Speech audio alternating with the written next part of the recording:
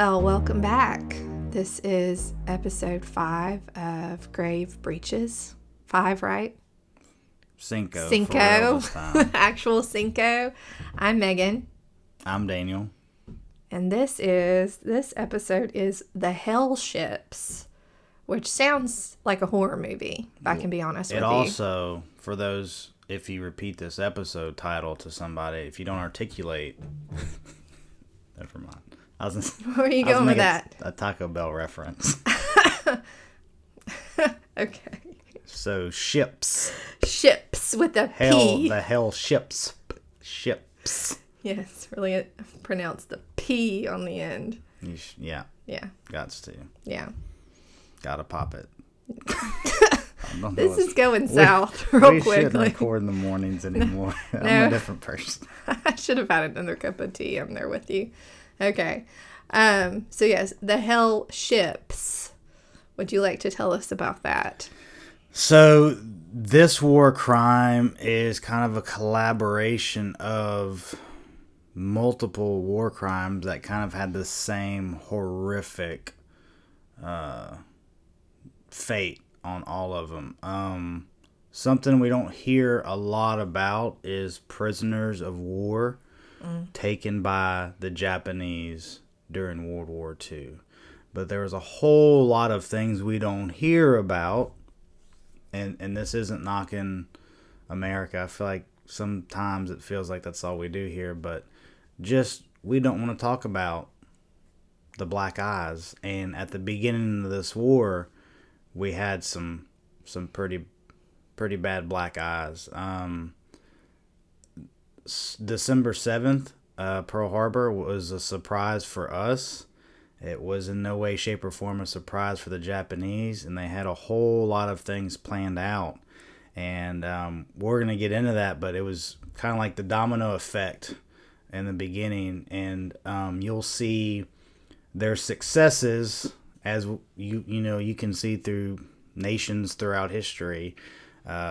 Successes getting in their head and kind of shaping how they make battle strategies and plans in the future, and then them not working out the same. The things you do to an unprepared opponent have different outcomes than that same opponent when they're prepared. Absolutely. But these hell ships, early on in the war, I think, because when we hear about how the Japanese didn't take prisoners, if prisoners would serve any sort of benefit, they were going to take them. But later on, and you hear more about the battles we win, because that's what we're going to talk about. During those times, there wasn't any way for them to take prisoners. Like, they didn't have the resources for that, so they simply didn't take them. Yeah. But earlier on, they were taking prisoners. I'm gonna skip ahead and I'll backtrack on our notes. But again, Japan's already been in combat. Depending on who you talk to, there's some historians that consider World War II actually starting in 1937, when with Japanese and Chinese fighting the Second Sino-Japanese War. So they've been fighting for a while.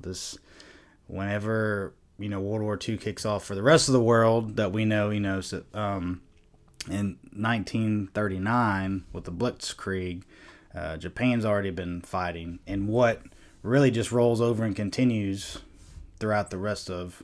It wasn't like they were fighting China. That ended before World War II started. Like, that fighting continued through. Yeah. Yeah. See, that's part of history that I've not been very aware of, is the fighting between China and Japan. Yeah. Even before, what we know as World War II began. So that's been a very interesting thing for me here lately. Well, to study. As you know, I've done a lot of writing and reading on Japan just because of classes, and if you don't want to do all that reading and writing, Dan Carlin, we talked about him last week. Yes. He has, was it 6? I think it's 6 parts podcast. Each episode's like 4 to 6 hours, but you find out it is insane. Like, we think we know about Japan, and then you get to read, and it's like, man, they were not at all what we had in mind, like just the tension between the Army and the Navy, and how the military was like the Army and the Navy are always trying to fight to control the whole country. The government, like, Yeah. it's nuts. But the history of Japan just itself is very interesting. Oh, if you have the very. time to study it. and not even all of it's in like that. Man, that's like in a great way. Like, it's fascinating. Yeah. It really is. That's the word. It's fascinating. Yeah. So yeah, they've already been fighting. So in 1941, by this time, World War II, no matter who the historian is, you know, whether you go with the Japanese War with China or whether you consider the Blitzkrieg the start of it, it's by 1941, it's already been going on for 2 years in December. Yeah. So December 7th, most of us know Pearl Harbor attack occurs. Yeah. December 8th, Japan invades Thailand, and after only 5 hours of fighting, there's a ceasefire. Thailand eventually allies with Japan. Okay. And with all within days, so within a week, we see Thailand invaded and almost immediately allies with Japan. They begin their attack on the Philippines. Now, later on, you'll hear about the Bataan Death March and all that stuff, but they actually start within that week their attack on the Philippines. They overrun Guam. They attack Burma. Like, they're moving in, making their way through those islands. All of Asia. Like, they want to. I think it really, like, they're wanting to be the Russia of Asia. You know what I'm saying? Like, Yeah. Russia's taking over everything around it. Yeah, like in comparison, when you look at now, like Japan's small compared to Russia, the borders of Russia. Yeah. But in this time, if Japan had kept everything they were conquering, like, they'd be pretty huge. massive Yeah. right now. Obviously, the end of World War II, they ended up giving a lot of things back, and we talked about that a couple weeks ago with Korea and how it was divided, and there's just a lot of nations that end up being taken away from Japan at the end of World War II. But so all this is going on, and during this time, the whole tide's a lot different. Things are a lot different, and they can take prisoners, and all these fortifications they know they're going to need. Just all these things they know they're going to need built. Like, A, they have the means to take prisoners, and B, they have a massive need for slave labor. So, yeah, they would get some free labor as a benefit of taking these prisoners. Yeah, where later on we don't, again, because we talk about the ones we win, and in those they couldn't take prisoners. Yeah. Early on, when Japan's winning, we don't hear a lot about they were taking prisoners. Now, whether Japan took prisoners or not, like, everybody knows their treatment of prisoners. Like, the Bataan Death March itself is... It's horrible. Yeah. You go read up on that. So that's what this episode is on, is the conditions on these hell ships. So it is estimated 134 vessels end up being used as basically slave transport ships. Now, I'm sorry, do you have a question? These prisoners of war were American prisoners of war? Oh, yeah, so there's going to be, most of them are, but... Filipino. There's going to be, like, they take everything. They just take whoever. Yeah. Whoever they've come in contact with. And they'll leave some, too, but, yeah, if they land on your island or wherever you're at, like, you better conform quick. And even then, they might not matter. They may still kill... Like, it's crazy reading up on this, like, it's just, like, whatever they're feeling like in the moment. Like, they may be actively taking prisoners, and they're like... I haven't killed anybody in a while. There's no telling. But honestly, you read this stuff and you're like, I would have rather died. I don't know how it amazes me that, but again, you don't know any better at this point. And and you're wanting to survive. That's our natural instinct as humans, is to want to survive generally. Yeah. So. Well, okay. So to better answer your question, 126,000 Allied POWs are transported on. So those are our guys. Those are the Americans. Well, Allied, so it could be British. It could be anybody. There's who's definitely Allied. Australians that are thrown in the mix, but again, we we were allied with the Philippines and a lot of those people. So that could also include them. But just the numbers, 126,000. There's only 134 vessels. So these hell ships weren't a single event. It wasn't just like this condition happened one time. And this is what we're getting to read about. Now, most of these stories are coming from a single event that we're going to talk about just because it's the most detailed account of it we have, because most of the time we don't get these stories. Yeah, that's a horrible aspect of it. The little bit that I've read your notes, I'm surprised anybody survived what we're about to read about. Well, so 20,000 are killed while in transport. So that's how bad the conditions are. And it says killed, and there's different factors that go into that. They're being transported in merchant vessels. Mm-hmm. So those are acceptable targets in war. That's true. So unfortunately, the Allies don't know. Oh, gosh. Yeah. I hadn't thought about that. So some of them might have been bombed by Allies, not knowing what was on the ship. Now, certainly, I don't want us to lose track of how horrible this is. A majority, these That's aren't not killed. what it was. Yeah. So that did happen. Yeah. But a majority of that is not this. And it's also not, although it happened, like the captors just killing prisoners. Once they made on the ship, like they wanted to get them there to work. So a majority of these people are just suffering to death. And we're going to get into the different ways they died. But like 20,000, most of which flat out just suffered to death. That's horrible. Yeah. Okay. So I said we're going to really kind of focus on one single of these transport ships. Yeah. And the one where we get the most details on is the Orioku Maru. And like I said, Dan Carlin actually mentions this in one of his episodes. And that's why I was like, man, we got to do an episode on this, because it's a small section. Like I said, his episodes are like so long, but I'm sorry, I'm getting off track. It's like more of a deep dive into. So they boarded on December 13th. Mm-hmm. Sorry, Dad. Or is it Sandra? I get them mixed up all the time. Yeah, that's sad. So we don't One's the 3rd, one's the 13th. Daniel's dad and Daniel's older sister are, both have December birthdays. As do I, but mine is like the last day of the year. I have it in my calendar, easy. Dad. So we get them confused. Sorry, guys. Yes, we do know, but we just don't know off the top of our head. I always have to look it up. Like the last month and the last week in November, I have to look. All right, who's the first one? Who's the second one? Yeah. But December 13th, not their birthday. December 13th, 1944. Neither one of them were born yet. Yeah. So there's that. Survivors of the. Oh yeah. So This is what's like. You read these accounts, and it's not just like they go in. These conditions we're about to get into. Mm-hmm.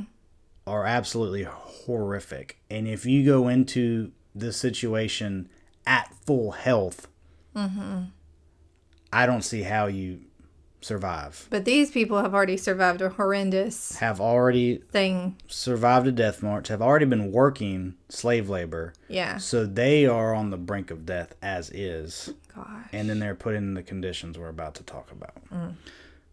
The hold was about 25 to 30 feet from the main deck and reachable by a stepladder, which one man could descend at a time. So a tiny little thing. Itty bitty little cell. Bays and double tiers were built around the hold, these bays being about 7 feet by 8 feet. 20 men were jammed into each upper and lower bay. The only way possible of crowding that number into such a small compartment was to have each man sit jammed into the crotch of the man behind him in 4 rows with 5 men in a row. So they weren't even treating these men they weren't treating these people like people. This was like cargo. It's very much, which is horrible. Remnants of the slave ships. Yeah. Which everyone knows was horrendous. The most horrific conditions imaginable. Yeah. But it gets even worse. When all the bays had been filled in this fashion, so they start off already like, this is going to be your comfort level. Let's get everybody in. All remaining space, we still got prisoners. All remaining space in the hold was filled by men in a standing position, packed one against the other, cutting off all air for the men in the bay.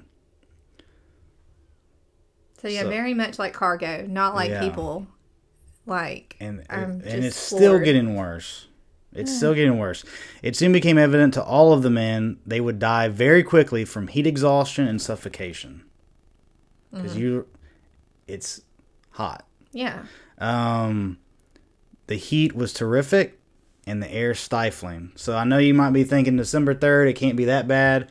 We're talking the Pacific. I was about to say, this We're is the talking about tropics. a ship, like the heat from engine rooms, everything. Yeah. There's no circulation. It's just a steel walled box. Yeah. Men were bathed in sweat immediately and began to pass out from suffocation and the dehydration. Because again, they were going in here in already horrible conditions. Yeah. And, gosh, says they were shooting those who were trying to climb out. So yeah, obviously they went in yeah. and realized like it said, like, we're gonna die. Yeah. Well, I mean, I'm Just sure from at that being here. point, your instincts take over, fight or flight or whatever. Yeah. I feel like they've added several more to that at this point, but I do remember fight or flight. I'm sure at that point you're trying to get out of the situation to survive. It's not even like, I'm going to defy these men or I'm not going in here. It's probably just like, I'm about to die. I'm trying to claw Yeah. my way out of this. Like if you were to try to like suffocate someone, they're going to fight back, Yeah. you know? And then they were just shooting them if they attempted to do that. Yeah, and you gotta probably assume like some of these guys were like, this is so bad. Yeah, Oh, I'd that's rather true be too. shot. Yeah. just Which like I know, a form I of want to say suicide. I would. I don't know. I can't even put myself in this situation. Yeah. But I believe I'd be like, yeah, Well, with my anxiety, I feel like I would be one of the ones that would just start trying to claw my way out, yeah. not thinking about the consequences of it. Well, here's what's sick is like, well, we'll get into. I'll let you read your page because it gets crazier. Maybe it's worse. Okay. As the temperature reached 110 degrees, riot erupted. Men were going mad. So kind of like what I was talking about. You just kind of lose control of yourself. They collided with one another in the dark, slipping and falling in feces. Yeah, because they don't have toilets, obviously. It's just So- like whatever happens is happening. Yeah. So to make it worse, you imagine the heat, the body heat, just from people just. It's making me sick. Like you're probably already suffocating just because you're crammed so tight you can't breathe, and then there's not even like a little like you. There's one guy that said it got so bad, so you already knew peeing on yourself like pretty early on. It was like this is Some were is probably it. doing that out of fear, like immediately. Yeah, but he said one of the guys, these colonels that was talking about this situation, talks about you're so malnourished and there's so many things wrong, like you can't even control your bowel movements. Oh. So he pooped himself. Like people are just like crapping on themselves. You couldn't help It it. was just, it was just like running out of people. Well, yeah, And that's all true. this is just sitting in the muck and the mess of what they're in. Just everybody's sick, and I'm sure people were throwing up too. But I mean, just imagine 110 degrees in a box in the dark. You can't see anything, so people start snapping. Well, yeah. And it talks about these riots. It wasn't like a riot of like pushing against a door to get out. Remember, there's only the little ladder to get out. Like these people just start freaking out on each other. And he says the worst part, he goes, pooping yourself, just the disgusting stench of everything, knowing you can feel your dead comrades under you as you're just standing there. Yeah. He goes, the worst part, we're just hearing like people kill their comrades, and like you could hear the blood curdling screams, like just bones are cracked and just People people's just going- throats are ripped out. He said it was absolutely insanity, like in its truest form, insanity. Yeah. Just from people snapping. It reminds me of, we just attempted to watch 28 Days Later with our daughter. She wasn't into it, which made me a little bit Oh sad. yeah, 100%. It's like full But that rage yeah. disease that took over the planet, that's what that makes me think about, is just, absolute And you wonder, Madness. like, how you get there. And in these situations, we say it almost every episode, like, just the mind is such an insane thing. Yeah. And when it's pushed to a limit like this, Just, and it reaches insanity, yeah. yeah, they're just Literally snapping. Can you imagine, like, you're just for no reason at all, like, killing somebody is going to help you, but, like, they're just killing each other. Like, Yeah. these aren't the enemy. Yeah. These are, people in the same situation that they're in. Yeah. Ugh. So it says the sick were trampled, wild, deadly fights erupted, just what you're talking about. Men dropped to their knees to lap up the sewage running in the open drain. I guess that was just out of just sheer desperation, or maybe it was the madness. Yeah. Well, that's the thing. You want to believe, like, man, they were so dehydrated, which they were. They were. That they'd be willing to drink any liquid they could get their hands on. But it also could have just been. Yeah. Like, they were insane at that point. Like, he talks about just guys, like, laughing. It was just... Well, and you have to remember, like you said, these people have already been pushed to the absolute brink of probably their, I don't know the word, their fortitude. I don't know. Their absolute, they've already been put kind of through hell with the Bataan Death March. And so they're already there, and then they're now put into even more hellacious conditions. I mean, yeah, it probably didn't take a lot for them to just completely go into madness. Yeah, it really is insane, because you think about every step of the way. Like, you read it and you're like, this is the worst humanity has to offer. Mm-hmm. And then they're put into an even worse situation. You're like, this is the worst humanity. And then they find themselves here. Yeah. And it's crazy. It really is. I don't know if I ever told you this. I had a friend in grade school.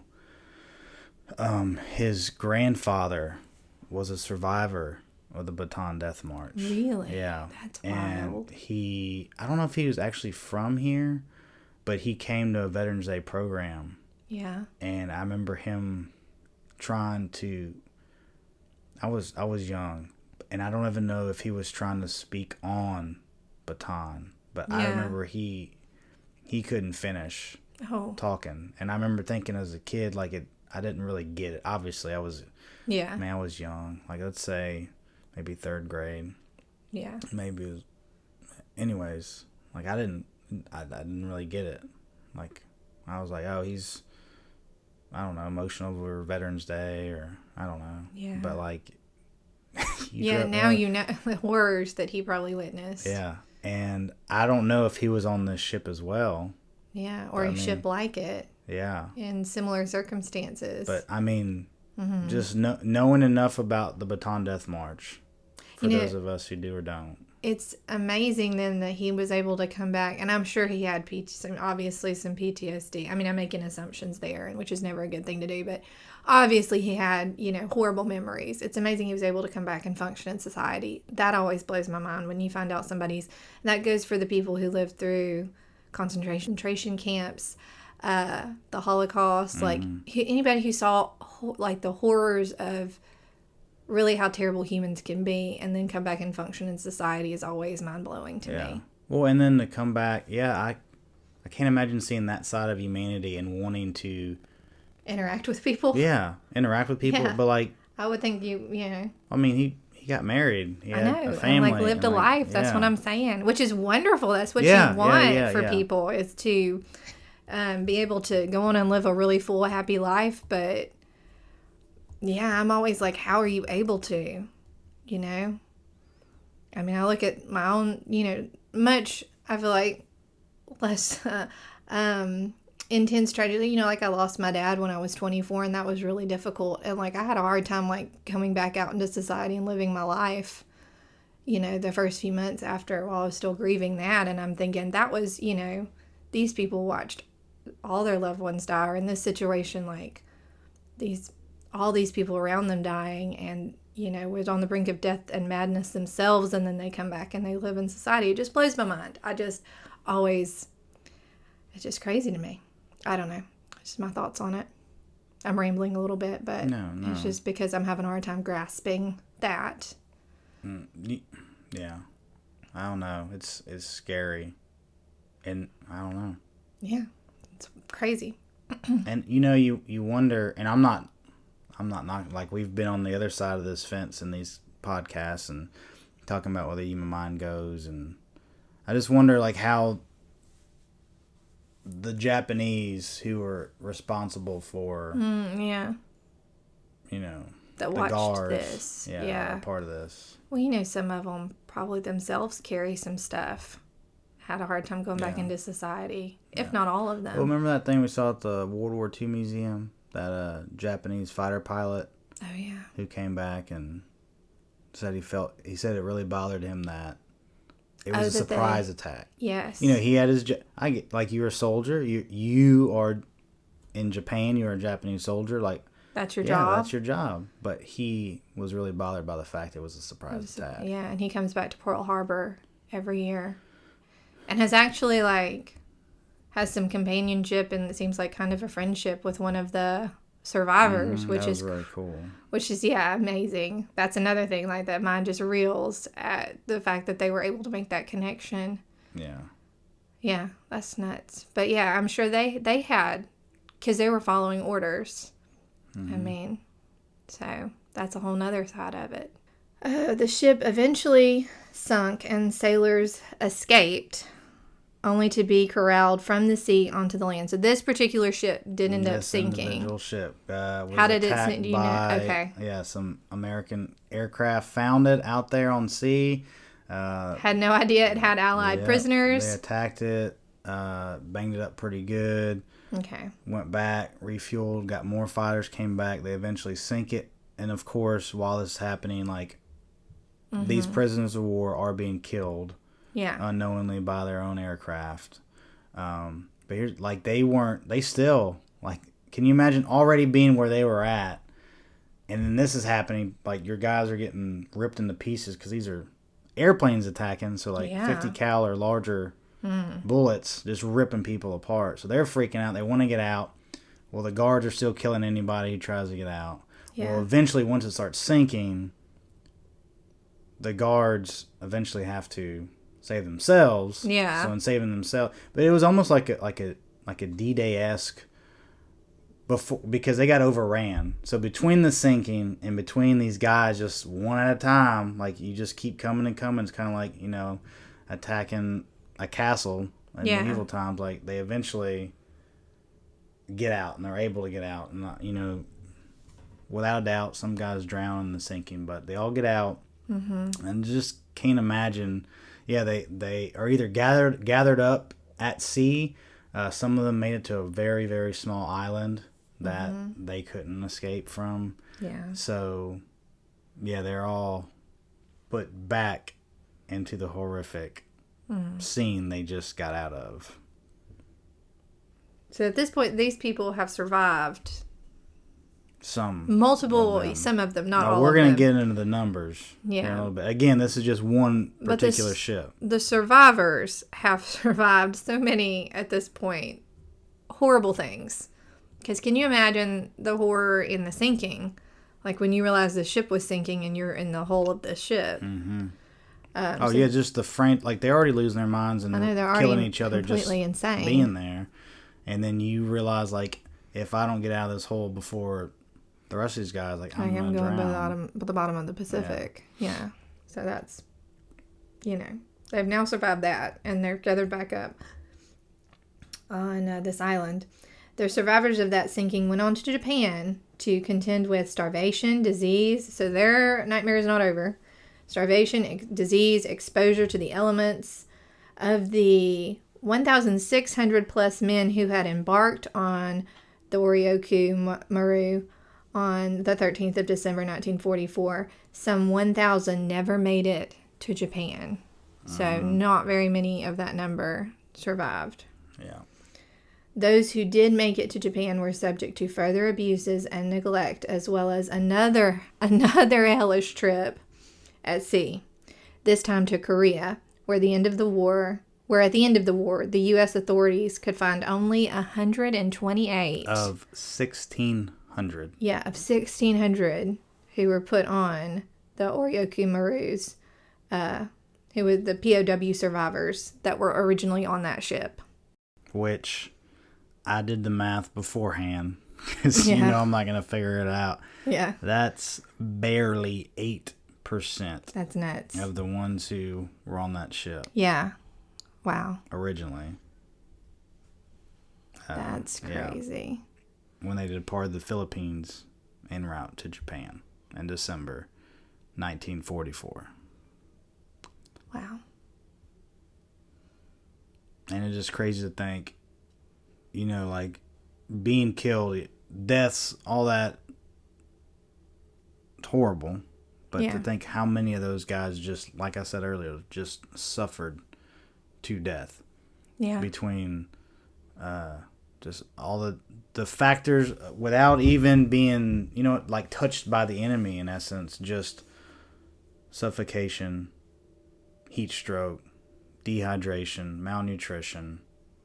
They were disease. already sick. Yeah, when they were put on. I mean, they probably already had some form of dysentery, I'm sure. And just were. That's horrible. Yeah, it was a pretty horrible case. And to think this is just one of the stories. Like, this happened. So I say this was only one of the ships. Over 100 times. Yeah. Like, you know, it's sad. It's really horrible to think it like, but were they better off to have been, you know, sunk by a submarine or something and were able to just experience death quick and immediate, where they didn't have to suffer or survive all of that for, you know, the length of the journey. I know. And I mean, these are the conditions in December, and you read about conditions when they made that trip in June, July, August.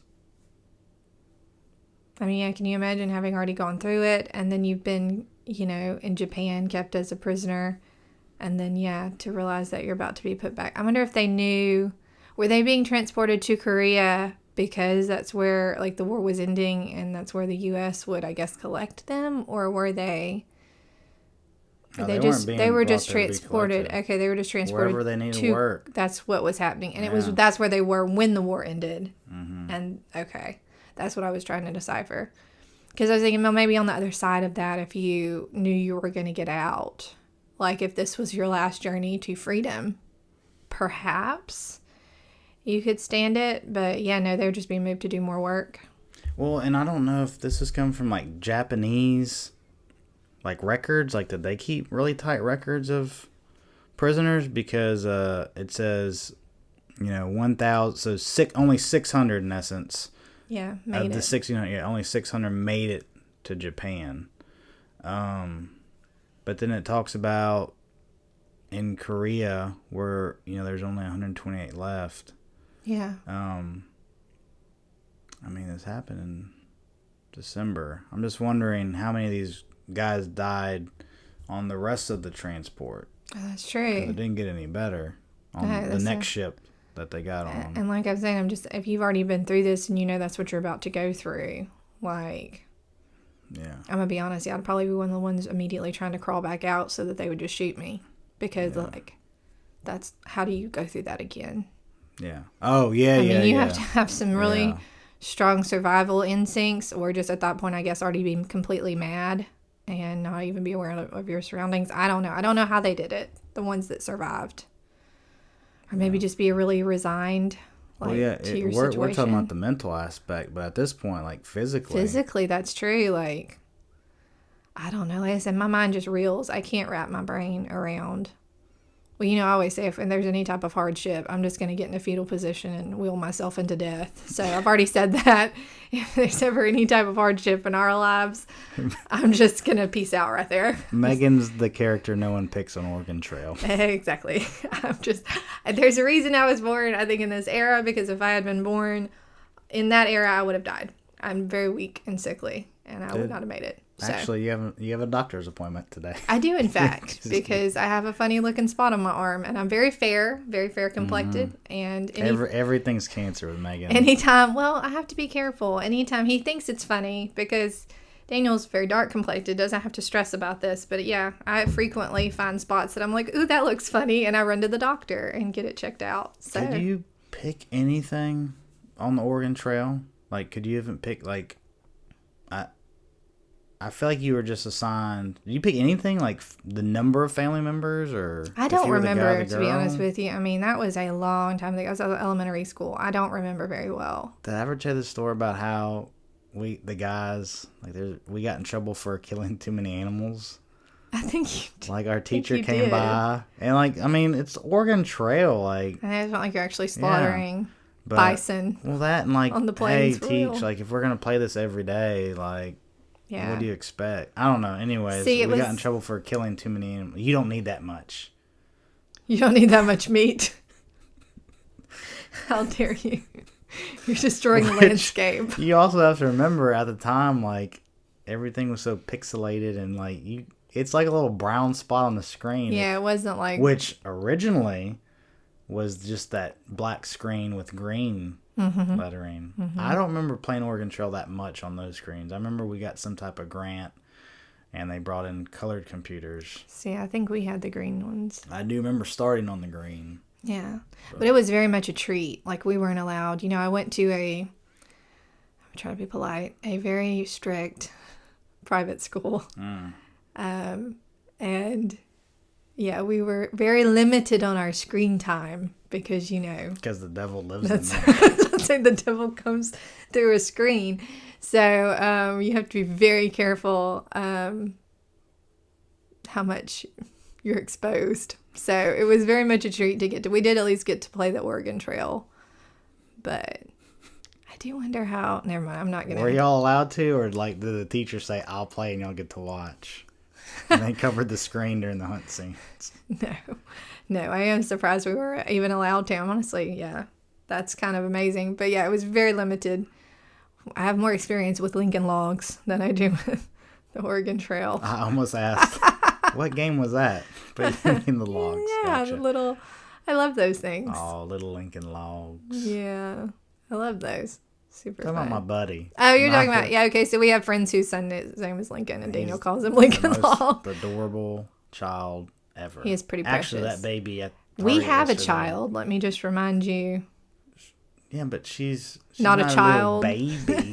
She's becoming with a her chubby teenager. cheeks. Oh, little Lincoln buddy. Yeah. That baby at Target yesterday was cute too. Is that what you were about to say? I honestly Yeah. wanted to adopt her. Just take her. I really wanted to ask that lady, but I was like, that might seem That might not offensive. be taken well. Yeah. Yeah. Can we take your child? Yeah. She was cute.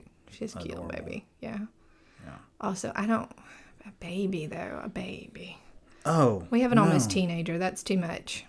Yeah, I thought that's how it works. Like, she raises the baby. We Oh, is that what? we sit around and Yeah, churn butter or whatever I don't churn butter now. Why would I do that when we had another child? because we have another child. Oh. That's how that works. We just become. Okay, we Pioneers. just got done talking about the Oregon Trail. Did you, in fact, play the Oregon Trail?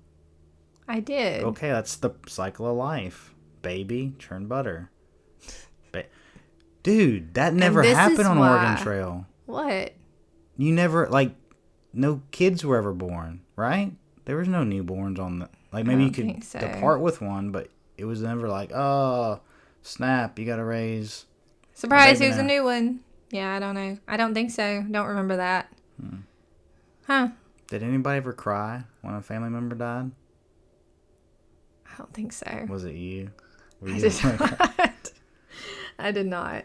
I do remember thinking that I would just die in these circumstances. Like that's probably where that thought first entered my head. Like if I ever, I'm glad I was born in the 80s because if I had been born in the 1800s, I probably would die. I think that's when that started. And then I just realized any difficult situation, I'd probably just get into a fetal position and just be like, I'm not going to be a part of this.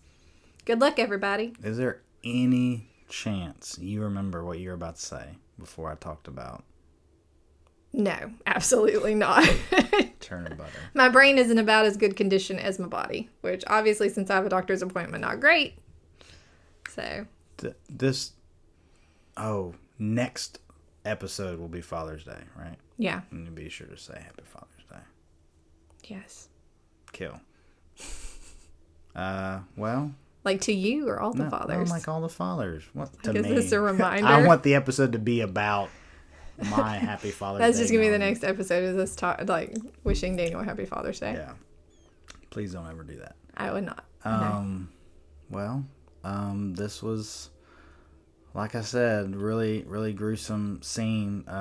Sometimes we get into these and you want to just believe it's the work of Stephen King, but Yeah. it really happened, really played out. Happened, yeah. And you just, oh man, sometimes you want to believe, you just wish that you could have known things sooner when there's more of these guys around. And just, I know, don't want more survivors yeah, to get the I first hand. I don't even think I'd want to, like, obviously I'd want to, but like I don't think I could bring myself to really pry, you know, just, Yeah. I don't know, like give them a I big think- hug and just be like, Yeah. brother. That's what I was going to say. I think just seeing them living their life like your friend's grandfather Yeah. would be a wonderful thing to Yeah. know that they were able to have some joy and happiness in their life, you know. Yeah, After that. absolutely. So hopefully a lot of them did, the ones that did actually get to survive. I mean, we certainly Hopefully. owe them a lot, you know? Yeah, right? And, I don't know, it's one of those, like, was the, Captain, what's his name? Saving Private Ryan. Tom Hanks. Oh gosh, I don't remember his Tells name. Private Ryan earned this. Mm-hmm. And you think about, you know, what guys like this went through. It's been like that for generations. And I often find myself from time to time reminding myself, like, earn what you have. Yeah. Wherever we're at, whoever's listening or whoever you come in contact with, I know we all have our own views and feelings towards things, but